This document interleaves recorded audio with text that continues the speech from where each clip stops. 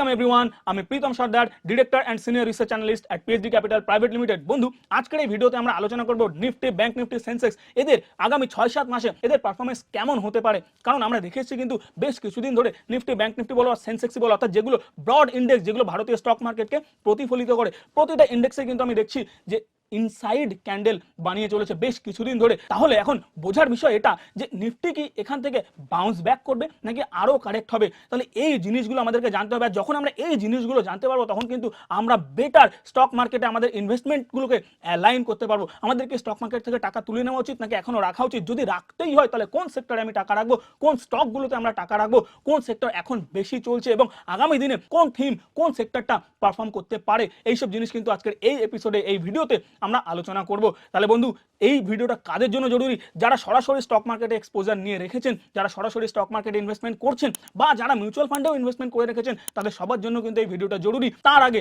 একটা কথা কিন্তু, যে এই ভিডিওতে আমরা যে সমস্ত সেক্টর, যে সমস্ত স্টক নিয়ে আলোচনা করছি, এদের মধ্যে একটাও কিন্তু কোনো রিকমেন্ডেশন না। যদি আপনাকে এই সমস্ত স্টকে ইনভেস্টমেন্ট করতে হয়, আপনি অবশ্যই আপনার ফিনান্সিয়াল অ্যাডভাইজারের সঙ্গে কনসাল্ট করবেন। চলুন তাহলে সরাসরি শুরু করি। আমরা চার্টে গিয়ে বিভিন্ন টেকনিক্যাল প্যারামিটার এবং চার্টে বিভিন্ন জিনিস অ্যানালাইসিস করে আমরা বিষয়টাকে সিদ্ধ করব, বিষয়টাকে আমরা জানার চেষ্টা করব যে কি আগামী দিনে নিফটি বাড়তে পারে নাকি কমতে পারে, বা ব্যাংক নিফটি বাড়তে পারে নাকি কমতে পারে।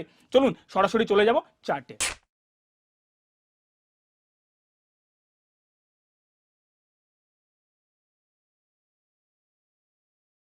Investment in securities market are subject to market risks. Read all the related documents carefully before investing. This video is made only for educational purpose. Before taking any investment decision, please consult your financial advisor. তাহলে আমরা চলে এসেছি চার্টে এবং আমরা দেখে নেব Nifty 50। Nifty 50 কেমন চলছে দেখুন। এটা হচ্ছে নিফটি 50 চার্ট। এখানে দেখতে পাচ্ছি আমাদের যে লাল কালারে যেটা দেওয়া রয়েছে 50 ডে মুভিং অ্যাভারেজ, তারপরে রয়েছে যেটা 100 দিনের মুভিং অ্যাভারেজ। আপনি এখানে দেখতে পাচ্ছেন, আমি যদি এখানে আমার কার্সার নিয়ে যাই তাহলে দেখা যাচ্ছে কোন দিনে, এটা যেমন আমি একটা মান্থলি আমি চার্ট খুলে রেখেছি, উইকলি এখানে, ডেইলি এখানে, তাহলে আমি কোন দিনে দাঁড়িয়ে কত আমার 50 ডে মুভিং অ্যাভারেজ, কত আমার 100 দিনের মুভিং অ্যাভারেজ, কত আমার 200 দিনের মুভিং অ্যাভারেজ, সেটা দেখা যাচ্ছে এখানে। তাহলে দেখুন বন্ধুরা, 2020 পর থেকে যদি আমি মান্থলি চার্ট খুলি তাহলে এখানে দেখা যাচ্ছে যে 2020 কোথায়, এই যে ভালো করে দেখবেন, 2020 পর থেকে ইন্ডিয়ান স্টক মার্কেট কতটা বেড়ে গেছে। ঠিক এরকম জিনিস জাপানে একসময় এসেছিল, কন্টিনিউয়াস 10 বছর ধরে কিন্তু বুল ডানে ছিল। আমাদের ক্ষেত্রে কিন্তু বিষয়টা প্রায় সেম রকমের, একই রকমের হয়েছে, খালি 10 বছর না, আমাদের একটু কম। তাহলে দেখা যাচ্ছে যে 2020 থেকে নিফটি কতটা বেড়েছে, যদি একটুখানি ক্যালকুলেট করার চেষ্টা করি যে নিফটি কতটা বেড়েছে, 244% 2020 থেকে। এবং রিসেন্টলি যদি আমি বিচার করি 2024-এ কতটুকু বেড়েছে দেখুন। এখান থেকে দেখছি যে এই যে জানুয়ারি, তাহলে যদি আমি এখান থেকে বিচার করি তাতেও কিন্তু আমরা দেখছি 19%, প্রায় 19% বেড়ে গেছে। কিন্তু এই যে রিসেন্টলি যে আমরা হাই লাগিয়েছে, নিফটি যে হাই বানিয়েছে, সে হাই থেকে কিন্তু আবার নিফটি কিছুটা কারেক্টও হয়েছে। কতটা কারেক্ট হয়েছে? 11%। তাহলে 19% বেড়েছে এবং 11% কারেক্টও হয়েছে। আচ্ছা, এই কারেকশনটা কি যথেষ্ট নাকি আরো নিচে পড়তে পারে? দেখুন বন্ধুরা, যদি আমি উইকলি চার্ট খোলা রয়েছে এখানে যদি আমি দেখি, দেখুন উইকলি চার্টে কিন্তু আমাদের যে 50 দিনের মুভিং অ্যাভারেজ, উইকলি চার্ট বলছে 50 দিনের মুভিং অ্যাভারেজে কিন্তু নিফটি সাপোর্ট নিচ্ছে, সাপোর্ট নেওয়ার চেষ্টা করছে। আগেও কিন্তু একবার রিটেস্ট করেছে, তাতেও পোষায়নি, এখনো আবারও নিফটি কিন্তু এখানে চলে এসছে। এর থেকে কি বোঝা যাচ্ছে বন্ধু, যে উপরের দিকে যাওয়ার কিন্তু স্ট্রেংথ নেই। তাহলে ঘটনা কি হচ্ছে, যদি আমি ডেইলি চার্টে চলে যাই তাহলে দেখবেন যে নিফটি কিন্তু 50 দিনের মুভিং অ্যাভারেজ ব্রেক করে ফেলেছে, 100 দিনের মুভিং অ্যাভারেজও ব্রেক করে ফেলেছে, ইভেন 200 দিনের মুভিং অ্যাভারেজও কিন্তু ব্রেক করে ফেলেছে। দেখুন, ছোট থেকে শুরু হয়ে বড়তে পৌঁছায়। তাহলে ঘটনা হচ্ছে, আমরা যখন নিফটির মান্থলি ক্যান্ডেল যখন দেখছি, আমি অলরেডি দেখছি এখানে কি, যে এখানে কিছুই এখনো ব্রেক করেনি। কিন্তু যদি আমি ধীরে ধীরে নিচে যাই তখন দেখছি কি, না, অলরেডি এখানে চলে এসছে।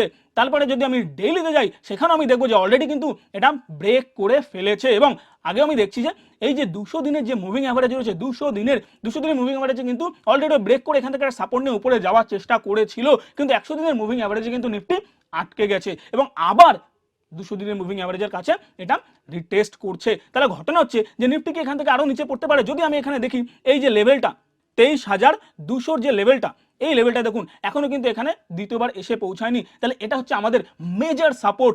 আগামী এক মাসে, আগামী কয়েক সপ্তাহে যদি এই লেভেলটা ক্রস করে তাহলে দেখুন এখানে কিন্তু আর কোনো অপশানই নেই নিফটি দাঁড়ানোর, আর কোনো এখানে ডিমান্ড জোন আমি খুঁজেই পাচ্ছি না যেখানে নিফটি কিন্তু দাঁড়াতে পারে। সরাসরি কোথায় গিয়ে দাঁড়াতে পারে নিফটি, দেখুন এই লেভেলে যেটা ইলেকশনের দিনের যেটা সব থেকে লো ছিল, প্রায় এই জায়গায় কিন্তু নিফটি পৌঁছাতে পারে। কোন লেভেল?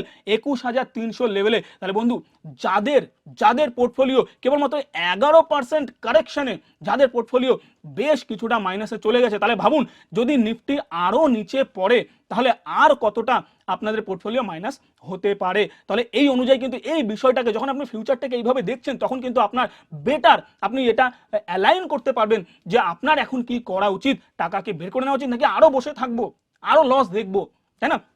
বিষয়গুলো হচ্ছে এরকম। তাহলে দেখুন এই যে লোটা, এটা প্রায় 2024 যে জানুয়ারি শুরুতে, অর্থাৎ 2024 জানুয়ারি সেই দিন, অর্থাৎ বছরের শুরু এখান থেকে শুরু হচ্ছে, প্রায় সেখানে কিন্তু আবার নিফটি পৌঁছাতে পারে যদি এই 23,200 লেভেলটা যদি ব্রেক হয়। এই হচ্ছে নিফটির গল্প। তাহলে দেখুন ব্যাংক নিফটি কি বলছে। দেখুন ব্যাংক নিফটি কিন্তু সবসময় একই সাথে প্রায় একই সাথে চলে, কিন্তু একটা জিনিস আপনি বুঝবেন যে যদি কোনো একটা ইকোনমিকে বুম করতে হয়, যদি একটা ইকোনমি যদি বাড়তে চায়, তাহলে সবার প্রথম কোথায় হালচাল দেখা যাবে, সবার প্রথম কোথায় মুভমেন্ট আসবে? অবভিয়াসলি ফিনান্সিয়াল সেক্টরে। কারণ যদি লোনের সাপ্লাই কমে যায়, যদি টাকার সাপ্লাই কমে যায়, তাহলে তো কারোর কাছে লোন থাকবে না, কেউ প্রোডাকশন করতে পারবে না। মানে যতটা প্রোডাকশন তাদের করা উচিত ততটা তারা করতে পারবে না, পোটেনশিয়াল ক্যাপাসিটিটাকে তারা ইউটিলাইজ করতে পারবে না। এই কারণে দেখবেন যখন রিসেশন থেকে যখন ইকোনমি আবার বুমিং পিরিয়ডের দিকে আসতে শুরু করে, সবার প্রথম কিন্তু ফিনান্সিয়াল সেক্টরে কিন্তু মুভমেন্ট আসে। সুতরাং এটা আমরা বলবো যে ফিনান্সিয়াল সেক্টর এবং নিফটি অলওয়েজ কাছাকাছি চলে, কিন্তু ফিনান্সিয়াল সেক্টর কি যেটা একটু অ্যাডভান্টেজ রাখে আগে যাওয়ার, তাই না? সবার প্রথম মুভমেন্ট কিন্তু এখানে আসতে পারে। কোনো ক্ষেত্রে আপনারা এই জিনিসটা যদি মাথায় রাখে আপনি নিজেও একটু অ্যানালাইসিস করে দেখতে পারেন। যদি আমরা পাশাপাশি খুলি তাহলে আমরা দেখে নেবো। চলো আগে প্রথমে এটা দেখে ফেলি। আচ্ছা, নিফটি যখন দেখেছি তখন আমরা দেখছি কিন্তু এই যে এমএসিডি, এটাকে বলছি আমরা এমএসিডি। এমএসিডি দেখুন ব্যাংক নিফটির ক্ষেত্রেও কিন্তু এমএসিডি নেগেটিভে রয়েছে। কিসের চার্ট? এটা আমরা ডেইলি চার্ট দেখছি। যদি উইকলি চার্টেও দেখি তাহলেও কিন্তু দেখুন একবার ওঠার চেষ্টা হচ্ছিল, এমএসিডিতে দেখছেন একবার ওঠার চেষ্টা হচ্ছিল, কিন্তু আবার নেগেটিভে রয়েছে। ব্যাংক নিফটি কিন্তু যদি উইকলি চার্টে দেখি, ও আগেও একবার রিটেস্ট করেছে, তারপরে আবার একবার রিটেস্ট, এখনও কিন্তু আবার সেখানেই চলছে। যদি আমরা মান্থলিতে যাই, মান্থলিতে যদি দেখি এখানে কিন্তু উপর থেকে দারুণ একটা রেজিস্ট্যান্স দেখা যাচ্ছে। তাহলে যদি আমি ডেলিতে আসি, কি বলছে? পুরোপুরি নিফটির মতো যে 50 দিনের মুভিং অ্যাভারেজটাও ভেঙে গেছে, 100 দিনের মুভিং অ্যাভারেজও ভেঙে গেছে, এবং 200 দিনের মুভিং অ্যাভারেজের উপরে এখন সাপোর্ট নেওয়া হচ্ছে। তাহলে ঘটনা হচ্ছে এখানে কিন্তু আগেও একবার রিটেস্ট হয়েছিল, আগেও একবার এই জায়গাটা সাপোর্ট নেওয়া হয়েছিল, এখন আবার সেটা রিটেস্ট করছে। তার মানে কি? তার মানে উপর দিকে কি কোনো রেজিস্ট্যান্স আছে? স্ট্রেংথ কি কমে গেছে উপর দিকে? অবভিয়াসলি বন্ধু এই জিনিসটাই তো বুঝতে হবে। চার্ট কিন্তু সব কিছু বলে, খালি আপনি বুঝতে পারলেন কিনা এটাই হচ্ছে মূল বিষয়। এমএসিডিও কি বলছে? নেগেটিভে বলছে। নিফটির এমএসিডি কেমন ছিল দেখুন। নিফটির যদি আমি উইকলি খুলি, আরে বাপরে, একবার একটু ঘোরার চেষ্টা হয়েছিল, ঠিক ব্যাংক নিফটির মতো একবার একটু ঘোরার চেষ্টা হয়েছিল, কিন্তু আবার দেখুন নিফটি কিন্তু এমএসিডিতে লালে চলে যাচ্ছে। তাহলে বন্ধু এখান থেকে বুঝতে হবে যে আগামী দিনে নিফটি কি আরো বাড়তে পারে, এখান থেকে রিবাউন্স হতে পারে, নাকি আরো কারেক্ট হতে পারে। বন্ধু আমরা দেখতে পাচ্ছি যে নিফটির কারেক্ট হওয়ার চান্স কিন্তু খুব বেশি, চলুন দেখে বলি ব্যাংক নিফটিতে আরেকটুখানি বেশি অ্যানালাইসিস করে দেখি যে কি হচ্ছে। 2024 শুরুতে ব্যাংক নিফটি কোথায় ছিল?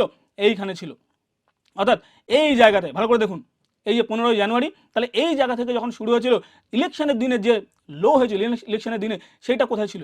এই জায়গায়। তাহলে বন্ধু যদি আমি ব্যাংক নিফটির ক্ষেত্রে বিচার করি, তাহলে আমার লেটেস্ট যে সাপোর্ট কোথায় আসছে দেখুন, এই জায়গা। আমি একটু ডেলি খুলে নিলে বেটার বুঝতে পারবো।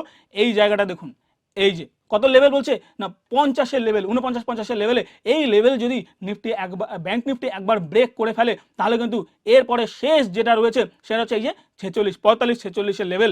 এই লেভেলে কিন্তু ব্যাংক নিফটিও আবারও আসতে পারে। সুতরাং এখান থেকে কিন্তু আপনাদের কশিয়াস হয়ে যাওয়া উচিত। আর তাছাড়াও একটা জিনিস ভালো করে দেখুন, আমি যদি পাশাপাশি নিফটি ফিফটিও খুলে ফেলি, তাহলে দেখুন একটুখানি ভালো করে দেখবেন। যদি নিফটি ফিফটিও যদি আমি খুলি, এখানে একটা জিনিস এখানে খুব ভালোভাবে বোঝা যাচ্ছে। যদি ক্যান্ডেলের স্ট্রাকচার যদি দেখেন, যে এই যে বড় ক্যান্ডেল এখানে একটা ফর্ম হয়েছিল, এই যে বড় ক্যান্ডেলটা, এর পরের প্রতিটা ক্যান্ডেল কিন্তু দেখুন ইনসাইড ক্যান্ডেল। তার মানে 1 2 3 4 দিন হয়ে গেছে, এরপরে এখনো পর্যন্ত সেরকম মুভমেন্ট আসেইনি। খালি এই জায়গাটা হোল্ড করার চেষ্টা হচ্ছে, যাতে মানুষের মধ্যে এই পজিটিভিটিটা আসে যে নিফটি এখান থেকে ভেঙে যাবে না, কারণ এর নিচে এমএসসিডি দেখুন একটুখানি হালকা হওয়া শুরু হয়েছে, কিন্তু আমাদের কি বোঝা উচিত যে ক্যান্ডেল দেখে প্রাইস অ্যাকশন দেখে আমাদের কি বোঝা উচিত যে নিফটি কিন্তু আরো নিচে পড়তে পারে। ব্যাংক নিফটি তো সেম জিনিস আমরা দেখতে পাচ্ছি, ব্যাংক নিফটি তো কিন্তু আমরা সেম জিনিস দেখতে পাচ্ছি, তাই না? চলুন দেখে বলি সেন্সেক্স এর কথা কি হচ্ছে। সেন্সেক্স তাহলে এই জায়গাটা আমরা বুঝতে পারলাম যে ব্যাংক নিফটি এবং নিফটিতে এখন কি চলছে, আগামী দিনে কি বাড়তে পারে না কমতে পারে। বন্ধু পড়ার চান্স কিন্তু অনেক বেশি, তাই বলে আমি এটা বলছি না যে নিফটি পড়বেই, ব্যাংক নিফটি পড়বেই।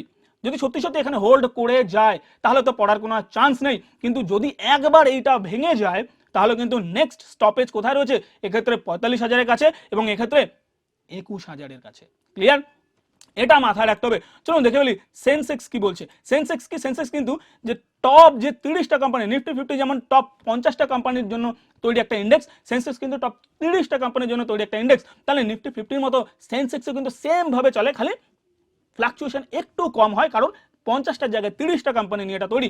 সেন্সেক্সে কিন্তু একই কথা বলছে, যেহেতু নিফটির সঙ্গে বিরাট সম্পর্ক রয়েছে, সুতরাং কথা তো একরকমই বলবে স্যার। তাহলে ঘটনা হচ্ছে এখানেও যদি দেখেন এটাও কিন্তু 50 দিন 100 দিনের মুভিং অ্যাভারেজ ব্রেক করে ফেলেছে এবং 200 দিনে দ্বিতীয়বার সাপোর্টের জন্য এসছে। তাহলে এখান থেকে বোঝা যাচ্ছে, এবং এখানে ক্যান্ডেলও কেমন বানাচ্ছে, যদি সত্যি এটা যদি একটা সাপোর্ট নেওয়ার জায়গা হতো তাহলে এখান থেকে কিন্তু এইরকম ছোট ক্যান্ডেল দেওয়ার কথা নয়। যদি হ্যাঁ এখানে মানুষজন হয়তো ভাবতে পারে যে না আমি এখান থেকে আমি লং হব না শর্ট হব, এখানে একটা কনফিউশন আছে, এবং এই কনফিউশন যদি ব্রেক না হয়, কনফিউশন যদি না ভাঙে, তাহলে আলটিমেটলি কিন্তু মার্কেট নিচেই পড়বে। কারণ একটা জিনিস বন্ধু এটা জানতে হবে যে মার্কেট যখন উপরে বাড়ে, মার্কেট যখন বাড়তে শুরু করে তখন কিন্তু বিরাট বাধার সম্মুখীন হতে হয়, কিন্তু যখন মার্কেট নিচে পড়া শুরু করে তখন কিন্তু একদম গড়গড় করে নিচে পড়তে থাকে, অর্থাৎ পড়তে গেলে বেশি নিচে পড়ে। অর্থাৎ পড়ার সময় কিন্তু বাধা কম, কিন্তু উপরে ওঠার সময় বাধা কিন্তু অনেক বেশি। এটা একটা সাইকোলজিক্যাল ফ্যাক্ট, এবং এটা আপনি মনে রাখবেন যখন মার্কেট পড়া শুরু করে তখন কিন্তু বেশি দিন সময় লাগে না, কিন্তু বাড়তে শুরু করলে কিন্তু খুব সময় লাগে। এটা 2020-তে যখন আপনি দেখবেন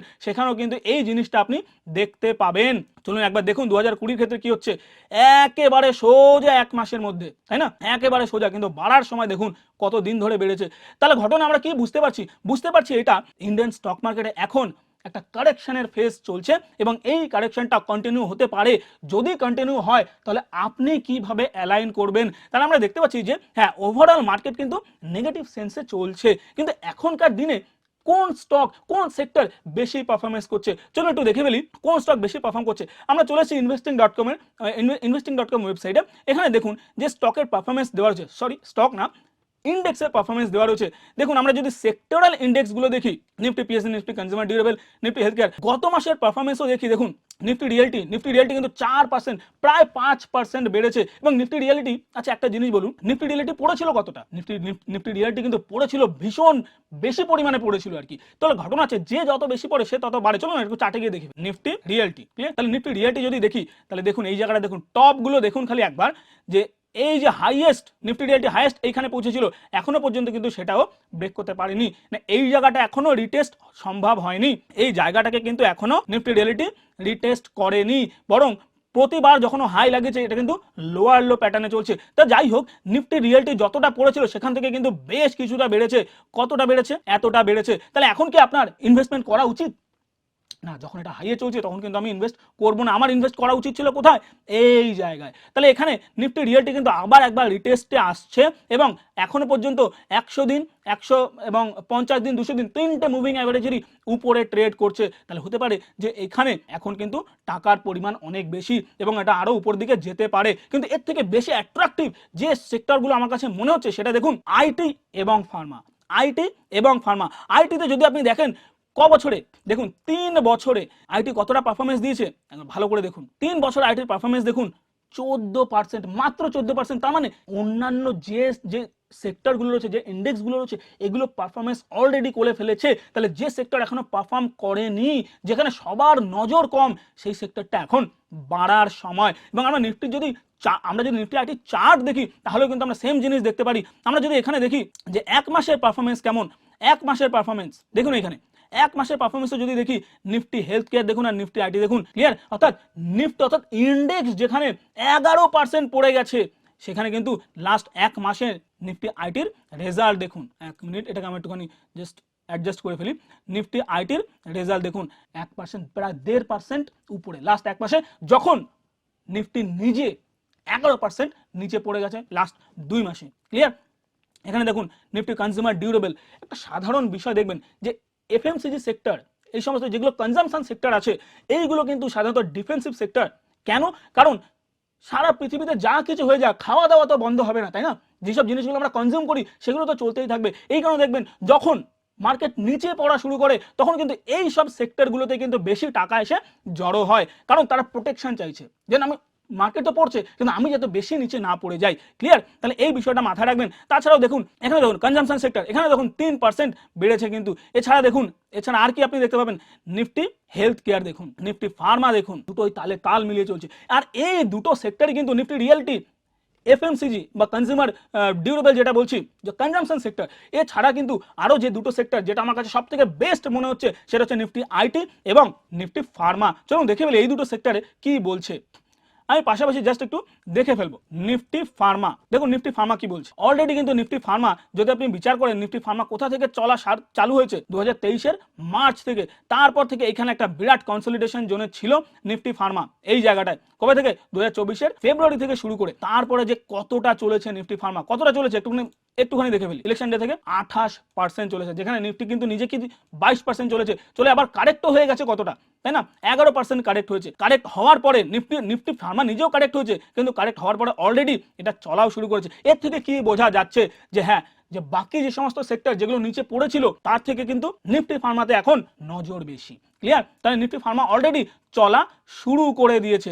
এটা আমরা ডেইলি দেখছি। যদি মান্থলি যদি দেখি তাহলে দেখুন নিফটি ফার্মা, দেখুন এই যে এই লেভেলে নিফটি ফার্মা নিজে ব্রেকআউট দিয়েছিল, এই লেভেলে রিটেস্ট হয়েছে। রিটেস্ট হওয়ার পরে এখানে আবার একবার দেখুন এই জায়গাটা ভালো করে দেখবেন আপনি, এই জায়গাটা নিফটি ফার্মা।